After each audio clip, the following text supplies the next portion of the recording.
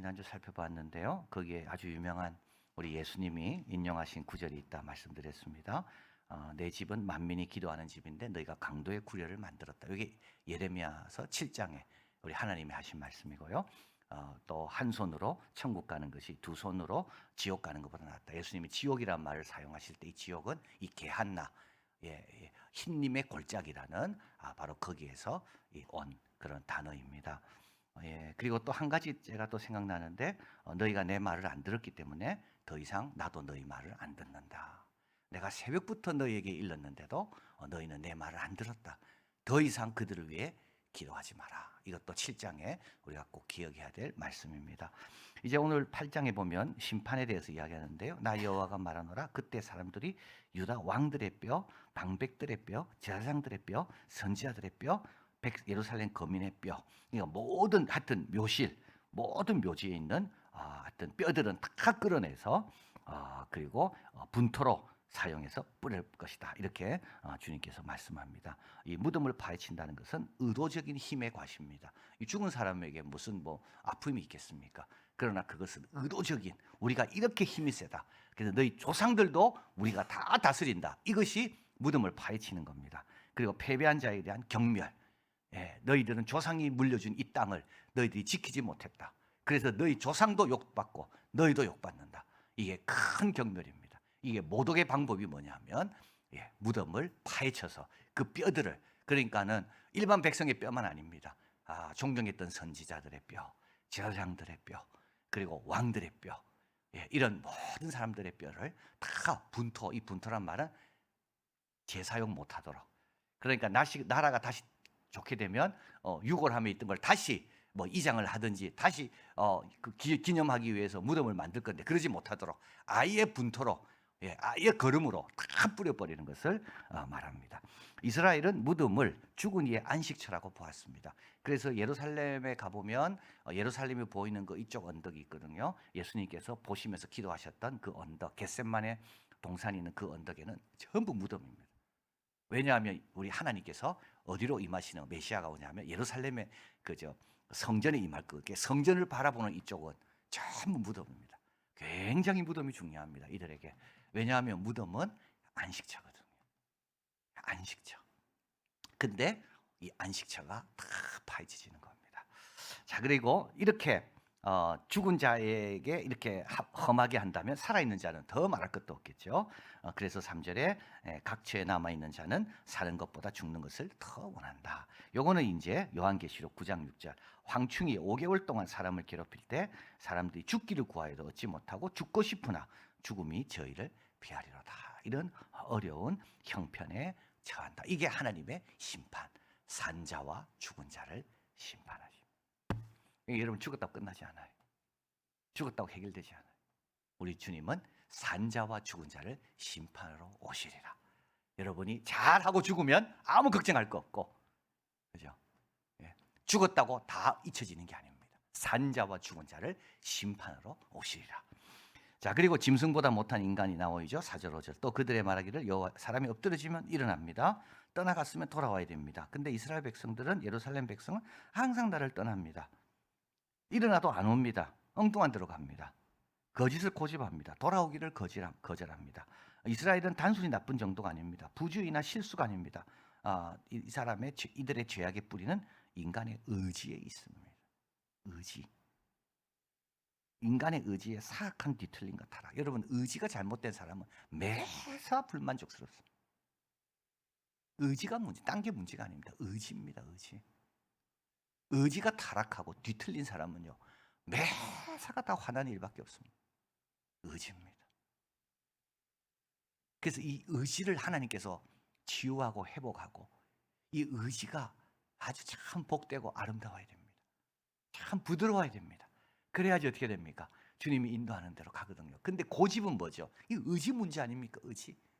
틀린 거 알면서도 내 의지를 바꿀 마음이 없어요. 고집과 의지는 같은 겁니다.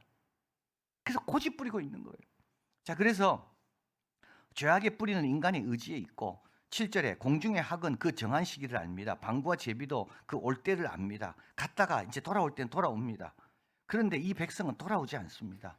동물에게는 본능이 있다면요, 사람에게는 자유와 양심과 이성이 있습니다. 여러분, 자유는 누구에게만 있습니까? 예, 이성이 있는 사람에게만 자유가 있고요, 이동이 있는 자에게만 자유가 있습니다. 그래서 뇌는 이동이 있는 동물에게만 뇌가 있는 거지, 고정된 모든 식물에는 뇌가 없다. 왜냐하면 움직이려면 판단해야 되잖아요. 뭘 기억해야 되고, 그게 다 뇌의 기능이거든요. 그래서 인간에게만 있는 것은 이게 자유고, 그리고 양심이고, 그리고 이성입니다.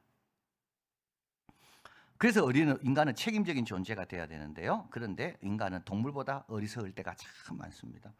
동물은 더 이상 안 먹을 때가 있는데 인간은 과식을 한다니까요. 그죠? 동물은 몸이 안 좋으면 안 먹는데 인간은 그것도 모르고 뭐 계속 먹고, 때로는 인간이 훨씬 동물보다 못할 때가 참 많습니다. 그게 언제 그러냐면, 인간의 교만과 고집, 여기다가 죄의 힘이 합쳐지면, 이 세 개가 합쳐지면 인간은 어떻게 됩니까? 동물보다 훨씬 못해집니다. 그러니까 여러분, 교만에다가 고집까지 있잖아요. 거기다가 무능까지 하잖아요. 이런 사람이 제일 대체 불가한, 하여튼 정말 힘든 사람입니다. 겸손에다 하면 무능해도 배웁니다.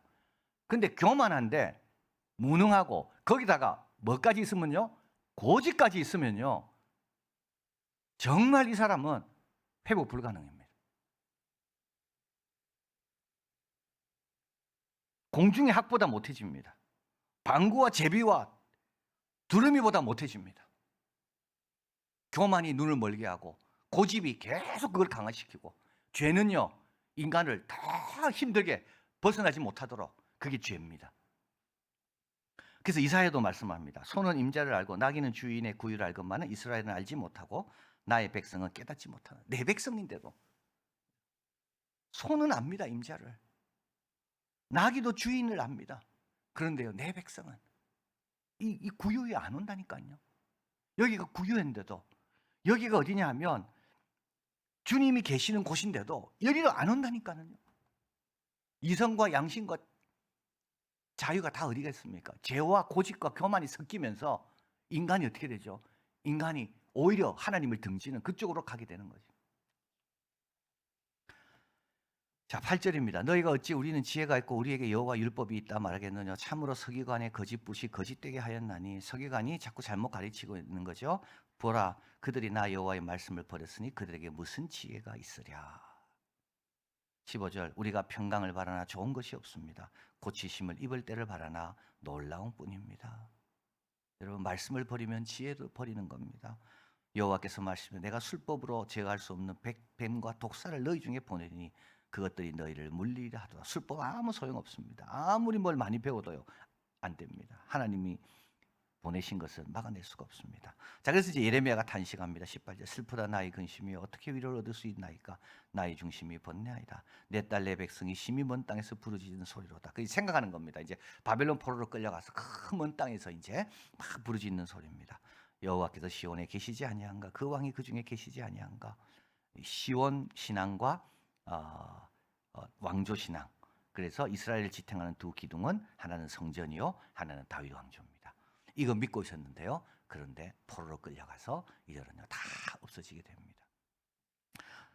내 딸 백성이 상하였으면 나도 상하여 슬퍼하며 놀라움에 잡혔도다. 그래서 많은 선지자들이 있지만 실제로 백성들의 이런 죄와 이들의 어떤 심판에 대해서 함께 슬퍼하고 애통한 선지자는 예레미야밖에 없어요. 이사야가 뭐 울었다 이런 말 없습니다. 예, 우리 호세아가 돌아오라 하고 자기도 고매를 취했지만, 그러나 이스라엘 백성의 죄에 대해서 예레미야처럼 이렇게 가슴 아파하고 가슴을 치고 한 선지자는 예레미야밖에 없습니다. 공감의 선지자, 사랑의 선지자, 백성의 운명에 대해 가장 괴로워하는 유일한 선지자입니다. 자, 22절이 핵심입니다. 길르앗에 유황이 있지 아니합니까? 그곳에 인사가 있지 않습니까? 그런데 내 딸 백성이 치료받지 못하면 어찌입니까?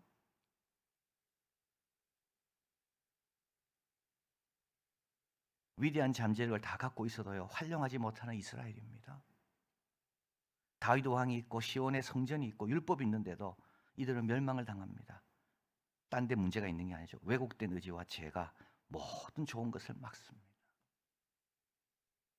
여러분, 좋은 걸 막는 건 다른 사람이 아니라고요.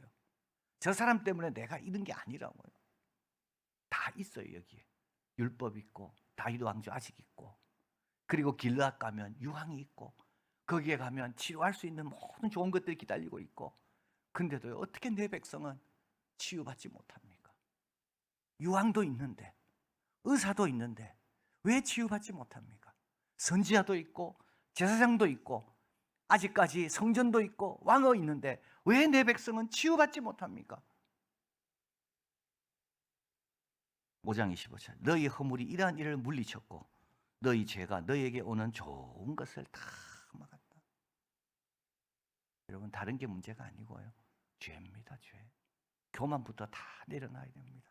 그리고 주님이 오라는 곳으로 와야 됩니다.